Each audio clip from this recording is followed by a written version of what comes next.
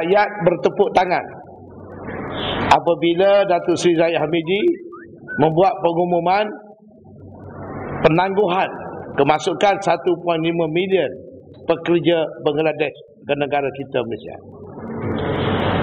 Saya ingin menarik perhatian sebagai Presiden Perkasa bahawa kita jangan mudah teruja dengan drama di mana saya bimbang setakat penangguhan ini ialah untuk mereda kemarahan rakyat, tetapi sebenarnya pekerja-pekerja Bangladesh ini akan dibawa masuk ke negara Malaysia dengan jumlah yang ditetapkan 1.5 juta. Saya ingin tegaskan di sini, sebelum ini pun pernah ada pengumuman Kabinet membekukan keputusan itu dan keputusan ini, tetapi dalam senyap-senyap mereka meluluskan pula berbagai kota termasuk pendatang pekerja asing ini peringkat demi peringkat seperti kita lihat berapa banyak dah jumlah yang membanjiri negara kita sekarang ini.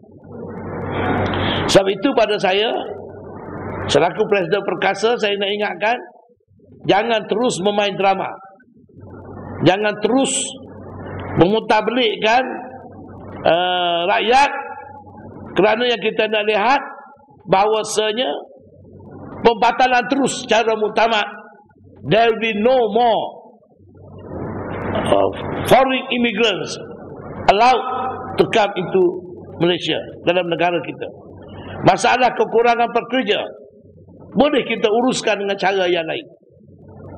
Banyak lagi cara-cara dan kaedah, dan bukan mengambil jalan mudah dengan bawa pekerja asing berjuta-juta orang yang boleh menggugat kedaulatan negara dan juga kepentingan nasional negara kita.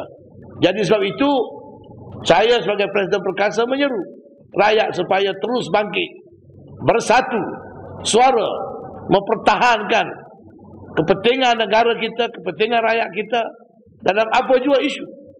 Cukuplah dengan masalah-masalah yang kita hadapi selama ini.